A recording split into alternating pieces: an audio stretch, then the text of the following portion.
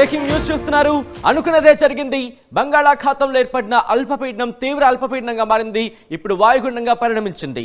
ఈ నేపథ్యంలో రాబోయే వారం రోజుల పాటు కూడా ఇటు ఆంధ్రప్రదేశ్లో భారీ వర్ష సూచన ఉండబోతుంది. ఇన్ఫాక్ట్ భారీ వర్ష సూచన జారీ చేస్తుంది. రాబోయే వారం రోజుల పాటు భారీ వర్ష సూచన జారీ చేస్తుంది ఆంధ్రప్రదేశ్కి సంబంధించి వాతావరణ శాఖ. దానికి సంబంధించిన బ్రేకింగ్ న్యూస్ చూస్తున్నారు. ఇప్పటికే బంగాళాఖాతంలో అక్కడ వాతావరణ పరిస్థితి చాలా అల్లకల్లోలంగా ఉంది. ఎందుకంటే గంటకు 55 కిలోమీటర్ల వేగంతో ముందుకు కదులుతోంది ఈ అల్పపీడనం. ప్రస్తుతం వాయుగుండంగా పరిణమించింది. ఇక్కడ మీరు చూసుకుంటే గత 2 రోజుల క్రితం వరకు కూడా 30-35 కిలోమీటర్ల వేగంతో ఉంది. కానీ తీరానికి సమీపిస్తున్న కొద్దీ వేగం పెంచుకుంటోంది. ఒక్కసారి నేను ఈ మ్యాప్లో మీకు ఎక్స్ప్లెయిన్ చేసే ప్రయత్నం చేస్తాను. ఒక్కసారి మీరు చూడొచ్చు. నిన్న కూడా మనం మ్యాప్ని చూసాం, చాలా క్లోజ్గా అబ్జర్వ్ చేసే ప్రయత్నం చేశాం. ఈ నేపథ్యంలో ఒక్కసారి రిక్వెస్ట్ టీం ఒకసారి మ్యాప్కి వచ్చే ప్రయత్నం చేద్దాం. ఇదిగో మీరు చూస్తే కనుక ఇక్కడ బంగాళాఖాతంలో ఏర్పడిన అల్పపీడనం ఇది పశ్చిమ వాయువ్య దిశగా కదులుతోంది. ఇది పశ్చిమ వాయువ్య దిశగా అంటే పూర్తిగా పశ్చిమ వైపు కూడా కాదు, పూర్తిగా వాయువ్య దిశలోనూ కాదు, పశ్చిమ వాయువ్య దిశగా అంటే ఈ డైరెక్షన్లో కదులుతోంది బంగాళాఖాతం నుంచి. ఈ నేపథ్యంలోనే ఇటు హిందూ మహాసముద్రానికి సంబంధించి కూడా అక్కడ కూడా కనెక్ట్ చేస్తూ వస్తోంది. సో ఒకసారి మీరు చూడొచ్చు, బంగాళాఖాతానికి సంబంధించి ఇటు చెన్నైని, అలాగే కర్ణాటక, దాంతోపాటు కేరళ. ఇక్కడ కర్ణాటక కేరళ మీద అంతగా ప్రభావం కనిపించట్లేదు. కానీ శ్రీలంక మీరు చూడొచ్చు, ఉత్తర శ్రీలంక మీద ఇంపాక్ట్ ఏ స్థాయిలో ఉంది అనేది. దాంతోపాటు తమిళనాడు మీద కూడా కోస్టల్ ఏరియాస్ మీద ఇంపాక్ట్ ఎక్కువగా ఉంది. తమిళనాడు ఆంధ్రప్రదేశ్కి సంబంధించి చెన్నై మీదుగా ఇటు తమిళనాడు అలాగే ఆంధ్రప్రదేశ్కి సంబంధించి రాయలసీమ, దక్షిణ కోస్తాంధ్ర మీద ఇంపాక్ట్ ఎక్కువగా ఉండే అవకాశం కనిపిస్తోంది. చాలా తక్కువగా ఇటు తెలంగాణ మీద ఉందనే చెప్పుకోవాలి. ఎందుకంటే వాయుగుండంగా మారిన సిచ్యువేషన్. సో ఈ నేపథ్యంలో ఇప్పటికే ఆ సినారియో మీరు చూడొచ్చు. ఉత్తర శ్రీలంక మనకి ఎక్కడా కూడా దాదాపుగా మ్యాప్లో మనకి కనిపించట్లేదు. సో అటువంటి సినారియో అనే చెప్పుకోవాలి. సో ఈ నేపథ్యంలో సినారియో మీరు కనుక గమనిస్తే పూర్తిగా మారిపోతుంది. ఒకసారి నేను మ్యాప్ని కాస్త లిఫ్ట్ చేసి చూపించే ప్రయత్నం చేస్తున్నాను. ఎటువంటి అల్లకల్లోలంగా ఉందో చూడొచ్చు సముద్రం. సో ఈ నేపథ్యంలో ఒకసారి నేను విండీ సాయంతో మీకు అడ్వాన్స్గా చూపించే ప్రయత్నం చేస్తున్నాను. విండీలో ఒకసారి ఆ గాలి డైరెక్షన్స్ కూడా మీరు చూడొచ్చు. ఇదిగోండి, ప్రస్తుతానికి ఇలా ఉంది సినారియో, ఇట్లా ఉంది సినారియో. ఇటు ఆంధ్రప్రదేశ్కి సంబంధించి నిన్నటి వరకు చూసుకుంటే కాస్త ఈ డైరెక్షన్లో వస్తుంది అనుకున్నారు. కాస్త ఇప్పుడు డైరెక్షన్ మారింది అనే మాట వినిపిస్తోంది.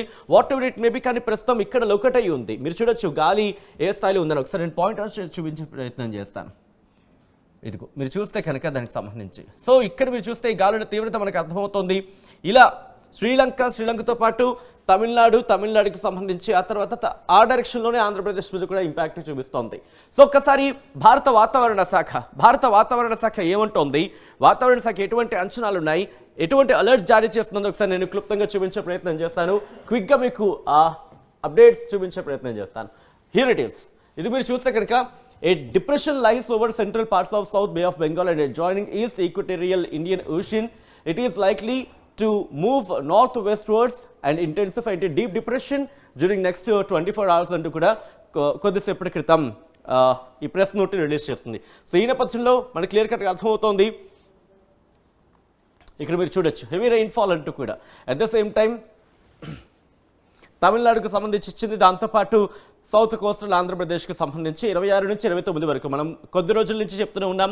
వారం రోజుల పాటు భారత వాతావరణ శాఖ మనకి ఆంధ్రప్రదేశ్కి సంబంధించి దక్షిణ కోస్తా ఆంధ్ర మీద ఇంపాక్ట్ ఎక్కువగా ఉండే అవకాశం ఉందంటూ కూడా వాతావరణ శాఖ అంచనా వేయడం జరుగుతోంది. భారీ వర్ష సూచన, heavy rainfall at isolated places very likely over Kerala and Mahi during 26 to 28 and South Coastal Andhra Pradesh and Yanam during 26 to 29 కూడా చెప్తున్నారు. ఈ నేపథ్యంలో ఒకసారి మ్యాప్లో చూపించే ప్రయత్నం చేస్తున్నాను. ఎక్కడెక్కడ ఎటువంటి సిచ్యువేషన్ ఉండబోతోంది, ఎటువంటి అలర్ట్స్ జారీ చేస్తుంది అనేది. ఈ రోజు మీరు చూడొచ్చు కాస్త నార్మల్గానే కనిపిస్తుంది. అఫ్కోర్స్ అప్పటికీ కూడా కాస్త అక్కడక్కడ మేఘావృతమైన సిచ్యువేషన్ ఉంది. ఎందుకంటే ఓవరాల్గా ఇచ్చిన మ్యాప్లో మనం చూసినప్పుడు కాస్త మనకి గ్రీన్గానే కనిపిస్తున్నప్పటికీ కోస్టల్ ఏరియాస్లో అక్కడక్కడ మేఘావృతమే ఉంటుంది. ఆ ఇంపాక్ట్ అయితే కనిపిస్తోంది. కానీ తమిళనాడు మీరు గమనిస్తే ఎల్లో అలర్ట్ ఇప్పటికే జారీ చేస్తుంది. తమిళనాడుతో పాటు ఇటు కేరళ మీద కూడా ఇంపాక్ట్ మనకి కనిపిస్తోంది. కర్ణాటక, తెలంగాణకి కాస్త తక్కువనే చెప్పుకోవాలి. ఇక్కడి నుంచి నేను రేపటి విషయానికి 26కి ఇదిగో రేపటి నుంచి ఇక్కడ మీకు సినారియో మీకు క్లియర్ కట్గా అర్థమైపోయి ఉండాలి. నిన్న మీరు గమనిస్తే కనుక ఎల్లో అలర్ట్ ఉంది చెన్నైకి సంబంధించి. కానీ ఈరోజు చూస్తే రెడ్ అలర్ట్ జారీ చేస్తుందంటే భారీ నుంచి అతి భారీ, అత్యంత భారీ వర్షాలు కురిసే అవకాశం ఉంది. వాతావరణ శాఖ చెబుతోంది. రెడ్ అలర్ట్ జారీ చేస్తుంది తమిళనాడుకి. ఇటు ఆంధ్రప్రదేశ్కి కూడా రాయలసీమ, దక్షిణ కోస్తాంధ్ర, ఉత్తరాంధ్ర మీద మొత్తం ఎల్లో అలర్ట్ జారీ చేసింది. తెలంగాణకు మాత్రం ఎటువంటి అలర్ట్ లేదు. అలాగే 26 తర్వాత 27కి వెళ్ళే ప్రయత్నం చేద్దాం. 27కి సంబంధించి హీరిటర్స్ 27ని కనుక మీరు గమనిస్తే 27ని కూడా రెడ్ అలర్ట్ జారీ చేస్తుంది తమిళనాడుకి. ఆంధ్రప్రదేశ్కి సంబంధించి మీరు చూసుకుంటే ఆంధ్రప్రదేశ్ వ్యాప్తంగా ఎల్లో అలర్ట్ జారీ చేస్తుంది. కానీ నిన్న మీరు చూసి ప్రయత్నం చేస్తే కనుక కొన్ని జిల్లాలకు మాత్రమే అలర్ట్ ఇచ్చింది. కానీ ఈ రోజుకి అప్డేట్ అయింది. ఏ జిల్లాలు అనేది మరి కాసేపట్లో నేను మీకు ఆ లిస్ట్ని కూడా చూపించే ప్రయత్నం చేస్తాను. అందులో మీ ఏరియా ఉందా లేదా అనేది కూడా మీరు అప్డేట్ చేసుకోవచ్చు, మీరు చూసుకోవచ్చు. దానికి తదనుగుణంగా మీ ప్లాన్స్ని మీరు డిజైన్ చేసుకోవచ్చు. ఇక్కడ నుంచి నేను 26 చూసాం, 27 చూసాం. ఇటు వాతావరణ శాఖ ఏం చెబుతోంది 29 వరకు కూడా ఉండే అవకాశం ఉందంటూ కూడా. సో ఆ నేపథ్యంలో ఒకసారి నేను మీకు చూపించే ప్రయత్నం చేస్తున్నాను. 28వ తారీఖు కాస్త ఈ వాయుగుండం కాస్త మళ్ళీ అల్పపీడనంగా బలహీనపడే అవకాశం ఉంది. ఇప్పుడు బలం పుంజుకుంది, బలపడింది, అల్పపీడనం కాస్త వాయుగుండంగా మారింది. 28వ తారీఖుకి దరిదాపుల్లో కాస్త బలహీనపడే అవకాశం ఉంది. బలహీనపడిన తర్వాత ఆరెంజ్ అలర్ట్ జారీ చేసింది వాతావరణ శాఖ తమిళనాడు. కానీ ఆంధ్రప్రదేశ్కి మాత్రం ఎల్లో అలర్ట్ని కంటిన్యూ చేస్తుంది. 29వ తారీఖును కూడా అటువంటి సిచ్యువేషన్. 29వ తారీఖును కూడా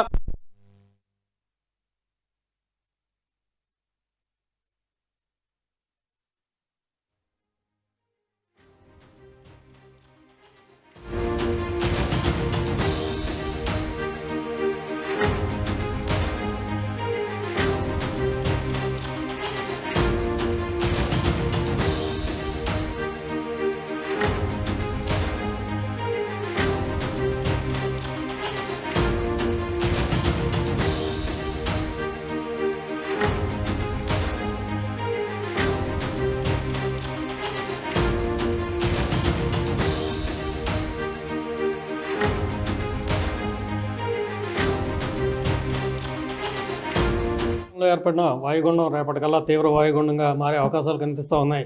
ఈ నేపథ్యంలో ఆంధ్రప్రదేశ్ అంతటా కూడా విస్తారంగా వర్షాలు కురిసే అవకాశం ఉందని ఐఎండీ హెచ్చరిస్తూ ఉంది. మనం ప్రధానంగా చూసుకుంటే 29వ తేదీన ప్రధానమంత్రి నరేంద్ర మోడీ పర్యటన విశాఖలో ఉంది. ఈ వాతావరణ హెచ్చరికల నేపథ్యంలో మోడీ పర్యటన వాయిదా వేసుకునే పరిస్థితులు కనిపిస్తూ ఉన్నాయి. ప్రస్తుతం ఈ వాయుగుండం ఎక్కడ కేంద్రీకృతమైందో చెప్పడానికి మనతో పాటు విశాఖ వాతావరణ శాఖ అధికారి జగన్నాథ్ కుమార్ ఉన్నారు.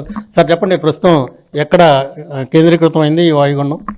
నిన్న ఆగ్నేయ బంగాళాఖాతం దానికి ఆనుకుని ఉన్న భూమధ్యరేఖీయ హిందూ మహాసముద్రంకి దగ్గరలో ఉన్న సుస్పష్ట అల్పపీడనం పశ్చిమ వాయువ్య దిశలో పయనించి ఈరోజు దక్షిణ బంగాళాఖాతం యొక్క మధ్య ప్రాంతం మరియు దానికి ఆనుకుని ఉన్న భూమధ్యరేఖీయ తూర్పు హిందూ మహాసముద్రం తీరం ప్రాంతంలో అనగా 5 డిగ్రీల అక్షాంశం 85.3 డిగ్రీల రేఖాంశం వద్ద వాయుగుండంగా కేంద్రీకృతమై ఉన్నది.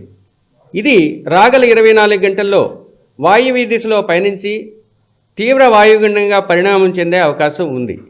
తదుపరి 2 రోజుల్లో ఈ తీవ్ర వాయుగుండం శ్రీలంక మరియు తమిళనాడు తీరాలకు దగ్గరలో పొంచి ఉండే అవకాశం ఉంది. అంటే ఇది తుఫానుగా మారే అవకాశం ఉందంటున్నారు, ఎంతవరకు? అది నిరంతరంగా అన్వేషణ జరుగుతూ ఉందండి.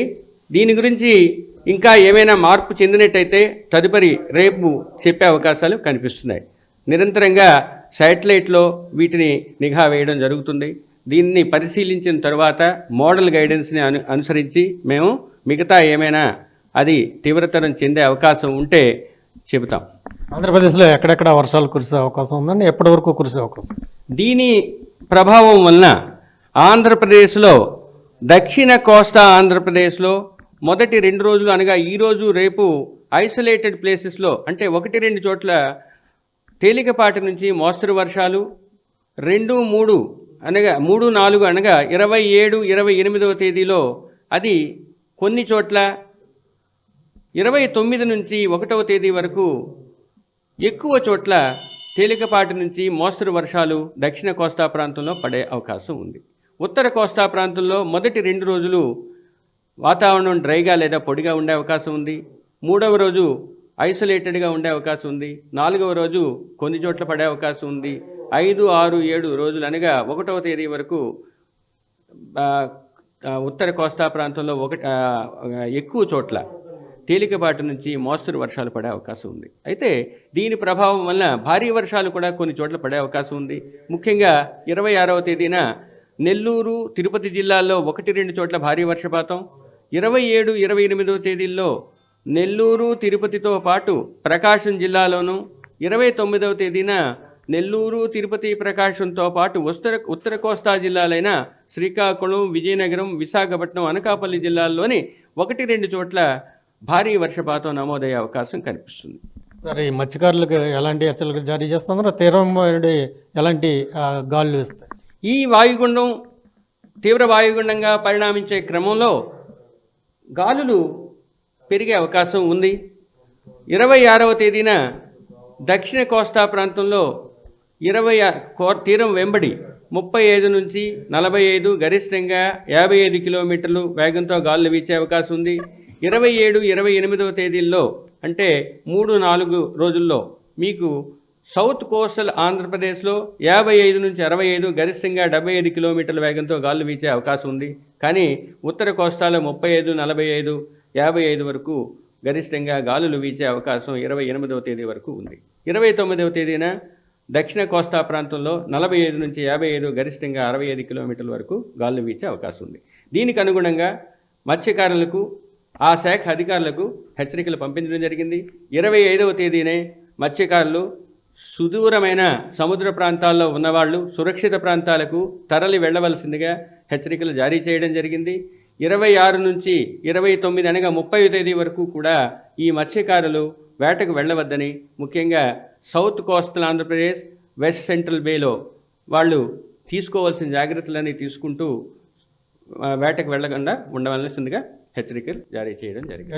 వ్యవసాయదారులకు ఎలాంటి సూచనలు చేస్తారు? వ్యవసాయదారులకు ముఖ్యంగా స్టాండింగ్ క్రాప్స్, ఆల్రెడీ నిలిచి ఉన్న పంటల్ని కాపాడుకోవాలి. అక్కడ ఒకవేళ ఎక్కువ వాటర్ కానీ నిలిచి ఉన్నట్టయితే దాన్ని తోడి అంటే డ్రైన్ చేసి వాటిని ఉంచాలి. మూడోది, గాలులు పెరుగుతాయి కాబట్టి ఏవైనా మొక్కలు వంగిపోయినట్టయితే వాటికి కావాల్సినంత సపోర్టింగ్ మెకానిజం లేదా స్టేక్స్ని ఏర్పాటు చేసుకోవాల్సిందిగా చెప్పడం జరిగింది. దీనికి అనుగుణంగా వివిధ జిల్లాలకు వాతావరణం సంబంధించిన వ్యవసాయదారులకు ఇచ్చే సూచనలను ఆల్రెడీ పంపించడం జరిగింది మాకున్న ప్రత్యేక విభాగం ద్వారా. విఐపి ఫోర్కాస్ట్ ఎలా? విఐపి ఫోర్కాస్ట్ అన్నది అది ప్రతి విఐపి మూవ్మెంట్కి కావలసిన ఫోర్కాస్ట్ని వాళ్ళు అడుగుతారు. దానికి అనుగుణంగా మా వాళ్ళు ఫోర్కాస్ట్ పంపించారు. 29వ తేదీన భారీ వర్షం పడే అవకాశం విశాఖ జిల్లాలో ఉన్నందువల్ల దానికి అనుగుణంగా వారికి సూచనలు ఇవ్వడం జరిగి ఉంటుంది. పోటీ చెప్తున్నారు జగన్నాథ్ కుమార్ గారు, ఈ తీవ్ర వాయుగుండం తుఫానుగా మారే అవకాశాలు ఉండొచ్చు, ఉండకపోవచ్చు. అంటే వాయువ్య దిశగా కదిలితే కనుక శ్రీలంక వైపు ఈ వాయుగుండం నడుస్తూ ఉంటుంది అని చెప్తా ఉన్నారు. మరోవైపు చూసుకుంటే కనుక 29వ తేదీన భారీ వర్షం కురిసే అవకాశం ఉండడంతోనే ప్రధాని పర్యటన వాయిదా వేసుకున్నట్టుగా మనకి సమాచారం అందుతూ ఉంది. విశాఖపట్నం నుంచి కెమెరామెన్ అజయ్తో వర్మ, పరాగ్ టీవీ.